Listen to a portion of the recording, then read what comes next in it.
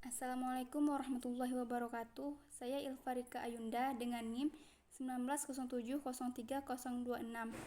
Saya ingin menjawab soal ujian akhir semester mata kuliah pengelolaan sumber daya pesisir yang diberikan oleh Bapak Ilham Zulfahmi MSI. Pertanyaan pertama, jelaskan mengapa pendekatan ekologis dan pendekatan administratif penting dalam mengelola kawasan pesisir. Dalam konteks pendekatan ekologis, wilayah pesisir didefinisikan sebagai kawasan daratan yang masih dipengaruhi oleh proses dan dinamika laut, seperti pasang surut, intrusi air laut, dan kawasan laut yang masih mendapat pengaruh dari proses dan dinamika daratan, seperti sedimentasi dan pencemaran.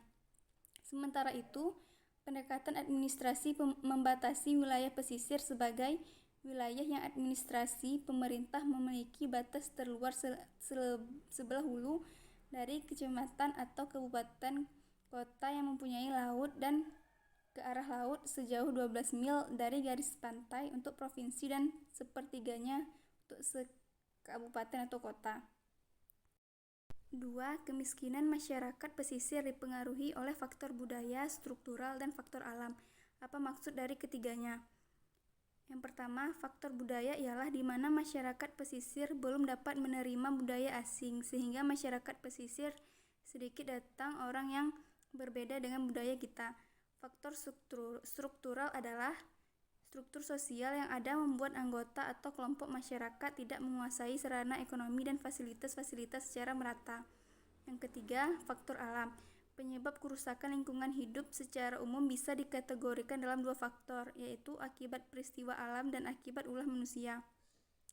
Letusan gunung berapi, banjir, abrasi, tanah longsor, angin puting beliung, gempa bumi, dan tsunami merupakan beberapa contoh bencana alam. 3. Langkah-langkah efektif apa yang diperlukan dalam memberdayakan masyarakat pesisir? Pemberdayaan masyarakat desa yang tinggal di wilayah pesisir seharusnya lebih diarahkan kepada pemberdayaan masyarakat terkait potensi yang dimiliki oleh desa itu sendiri. Pemberdayaan bagi masyarakat pesisir dimaksudkan untuk meningkatkan kesejahteraan bagi mereka dengan memberikan pembekalan dan pengetahuan agar dapat lebih maksimal mengali potensi sumber daya alam yang tersedia dan dengan menerapkan teknologi yang tepat guna sehingga produksi hasil kelautan dapat meningkatkan hasil dan pendapatan mereka. 4. Jelaskan perbedaan peran Panglima Laut sebelum dan sesudah kemerdekaan Indonesia. Panglima Laut adalah suatu lembaga yang memimpin adat istiadat, kebiasaan-kebiasaan yang berlaku di bidang penangkapan ikan dan penyelesaian sengketa di Provinsi Aceh.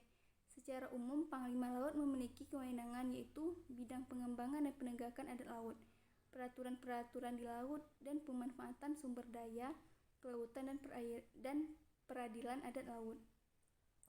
Lembaga ini memang sudah ada sejak lama. Dalam catatan sejarah adat laut disebutkan sudah ada sejak abad ke-14 masa Sultan Iskandar Muda. Pada masa itu, Panglima Laut memiliki dua tugas yaitu memobilisasi peperangan dalam rangka melawan penjajahan dan memungut cukai atau pajak dari kapal-kapal yang singgah pada tiap-tiap di pelabuhan Aceh. Dalam perjalanan selama 400 tahun itu, Panglima Laut yang merupakan warisan Endatu masih selalu hidup dalam pergaulan masyarakat nelayan di Aceh. Tetapi seiring dengan perubahan perpolitikan pada masa penjajahan kemerdekaan, pasca kemerdekaan dan pasca Mohelski yang terjadi pergeseran peran, fungsi dan tugas serta wewenang Panglima Laut. Karena faktor itu, maka setelah kemerdekaan Republik Indonesia, tugas dan wewenang Panglima Laut mulai bergeser menjadi pertama, sebagai pengatur tata cara penangkapan ikan di laut. Dalam istilah hukum adat laut disebut nupayang dan menyelesaikan sengketa yang terjadi di antara nelayan di laut. 5. Jelaskan alasan dibentuknya Daerah Perlindungan Irwar Ikhwan Liba di Kabupaten Raja Ampat, Papua Barat. Jadi untuk menghentikan dan menanggulangi kerusakan terhadap habitat perairan. 6. Bagaimana sejarah lahirnya tradisi Ma'aneh atau penangkapan ikan bersama bagi masyarakat Kepulauan Talaut Sulawesi Utara telah berlangsung sejak lama. Menurut penuturan masyarakat, dimulai sekitar abad ke-16. Sejarahnya berawal ketika terjadi gempa bumi dan badai gelombang besar atau tsunami yang melanda daerah kepulauan Talaud, mengakibatkan ada daratan yang tenggelam dan banyak harta kekayaan penduduk musnah.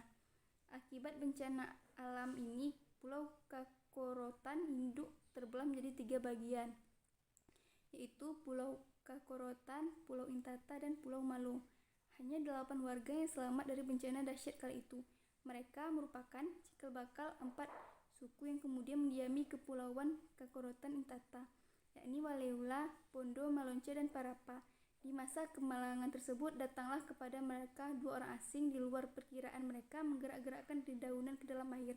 Gerakan aneh ini ternyata mengundang banyak ikan untuk datang ke pantai. Didorong rasa takjub, lantas penduduk memohon kepada pendatang asing itu agar diajari cara menangkap ikan seperti itu.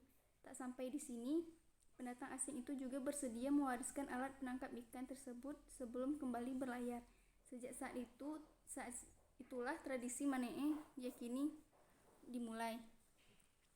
Sekian jawaban soal UAS dari saya. Assalamualaikum warahmatullahi wabarakatuh.